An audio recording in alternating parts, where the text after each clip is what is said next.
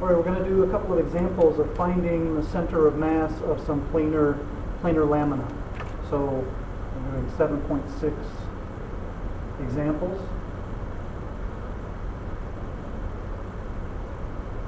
We've got the theory, the background, the assumptions that we're making to do our calculations during class. So here are a couple of examples. So we have, let me sketch our region. We'll do an easier one first. Sketch our region. Here are our axes. And here's our region.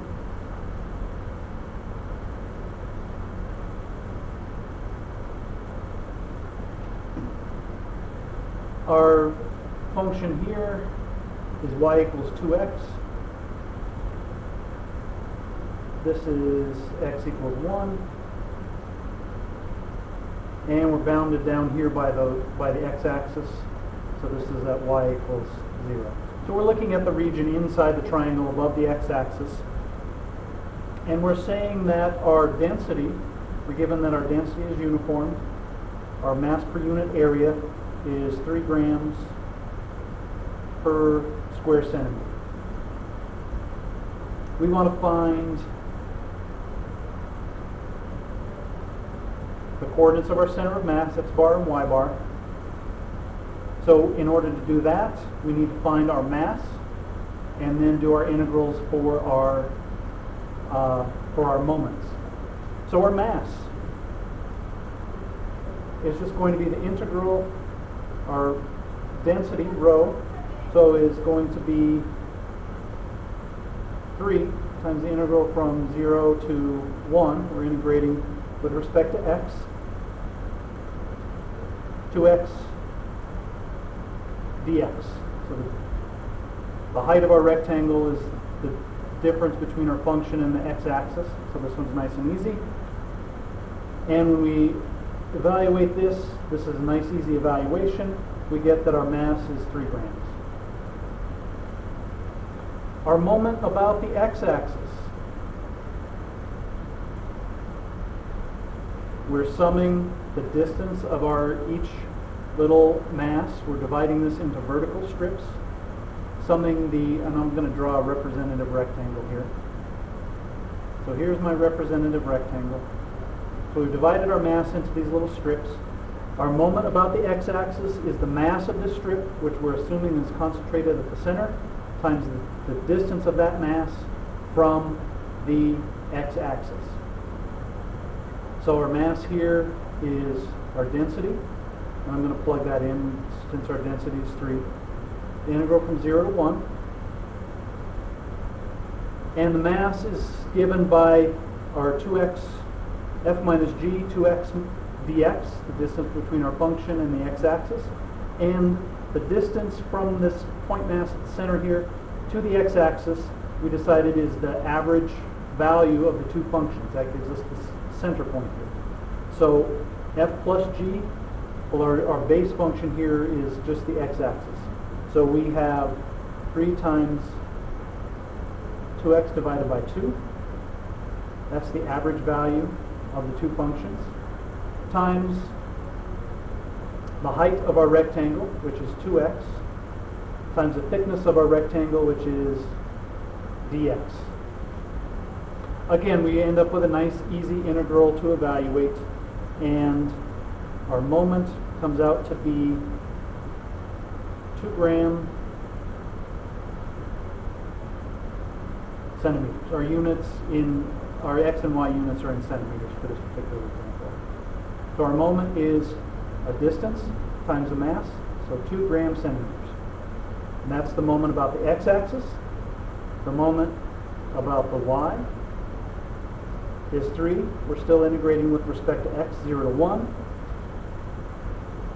Our distance from our point mass here at the center of this little rectangle is the distance from the y-axis, which is just the x-coordinate of that particular rectangle. So that's just x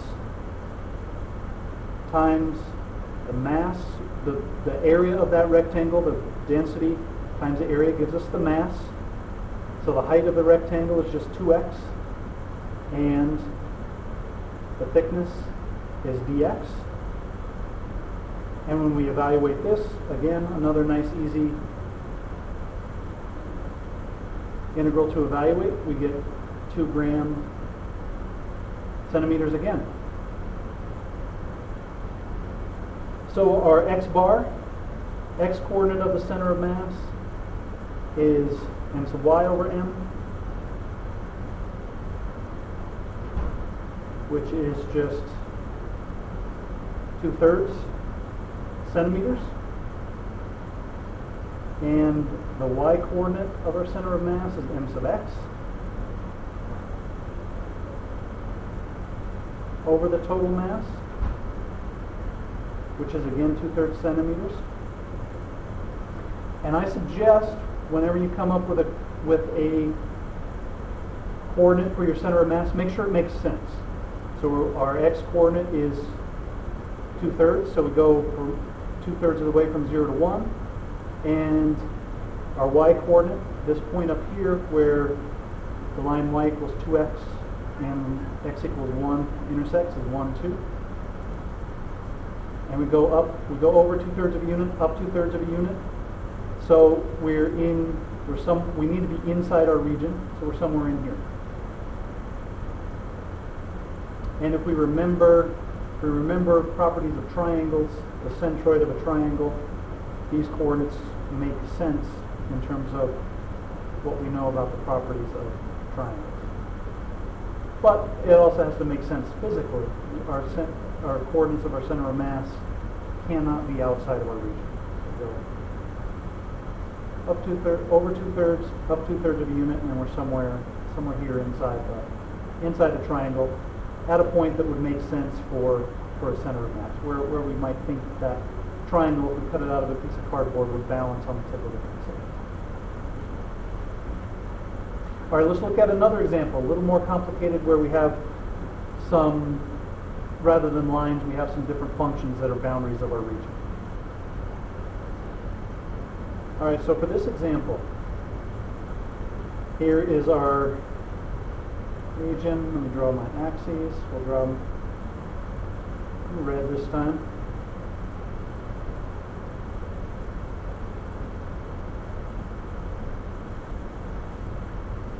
So we want to find the center of mass of a region bounded by y equals x squared and y equals x.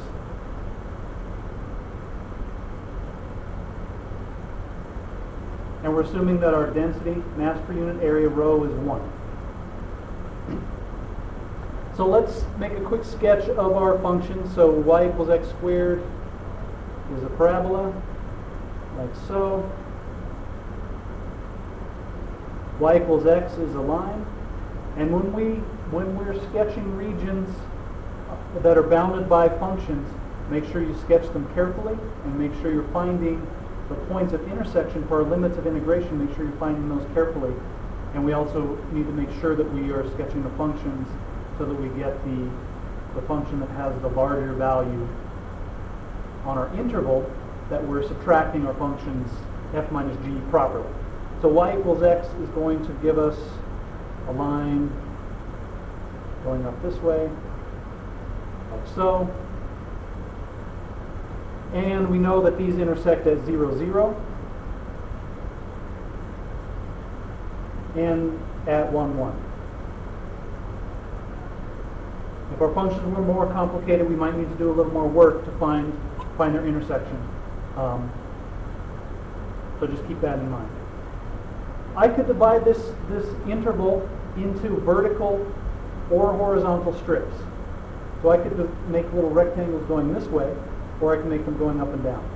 I prefer, when I can, to do vertical rectangles. So there's my little representative rectangle. So there's my vertical representative rectangle. Its thickness is dx. Its height is the distance, the difference between the two functions. So again, we're assuming that our mass is concentrated at the center of this little rectangle. So we're going to find our mass. To find our center of mass, we'll start by finding our mass. Our mass is just going to be the integral from 0 to 1.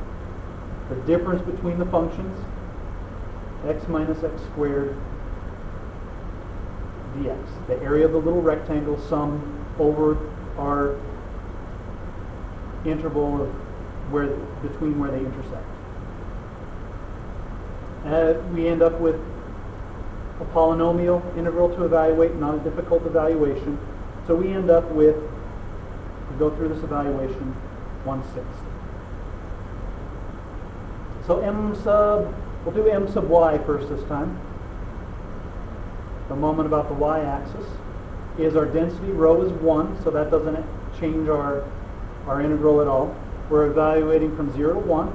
The distance from the center of this little rectangle to the y-axis is just our x-coordinate. And then our height of our rectangle, x minus x squared, thickness dx. This quantity times our density gives us the mass. X gives us the distance from the y-axis. Again, multiply this out. We get an easy integral to evaluate. When we evaluate this, we get 1/12. And our moment about the x-axis, a little more complicated because we have to include the distance from the x-axis, which is the average value of the functions. So we're integrating from 0 to 1 again. The average value of the functions, the middle of that rectangle, x plus x squared over 2 times the area of the rectangle, which gives us our mass, x minus x squared, times the width of our rectangle, dx. Again, not a difficult integral to evaluate. We just end up with a polynomial. So when we evaluate this, I'm not going to go through the evaluation. We get 1/15. So our x bar is the moment about the y over the total mass, which is 1/15 times 6 over 1. So we just get 6/15 or 2/5. The y coordinate, y bar, m sub x over the mass, so 1/12 times 6, or 1/2. And we look at our region. So this is telling us that our x-coordinate is 2/5, so we're going 2/5 over. If we divide this into 5 equal strips, 2/5 over, and we're going up to about to y equals 1/2, so we're somewhere in this area here. And our calculation makes sense.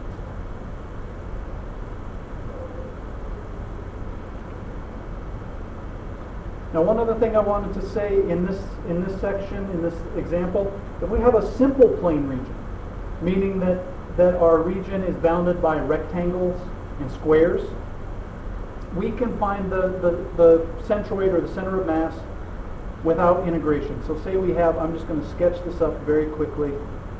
We have something like so, some region, and these are all, I know it doesn't look beautiful and perfect, but these are all rectangles. And we want to find the rectangles. This is the x-axis. We want to find the center of mass of this region. We know all of the dimensions, so we can do this without integration. What I'm going to do is, we might be given this without these pieces drawn in here. So we're given a shape like this. This side lays along the x-axis. So what I'm going to do here is superimpose a coordinate system, like so, and just divide this into rectangular regions. We're going to assume that the mass of each region is concentrated right at the center of each region. We can find the mass of each region because we know the density, and we can figure out the area of each region. And then we find the total mass of our lamina, and then we can just add, for the x center of mass, we can calculate the moment about the y-axis for each region and sum those. And for the y coordinate of the center of mass, we calculate the moment about the x-axis, find the distance, the mass of each region, times the distance from the x-axis, and sum those.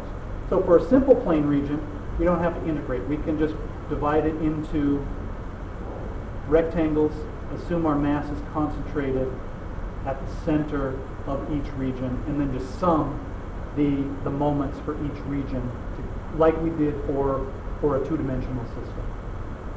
So that those, you might see an example like that in the homework. And in our next class, at the beginning of our next class, I will talk briefly about the theorem of Pappus, which is a nice application of the centroid of a plane region.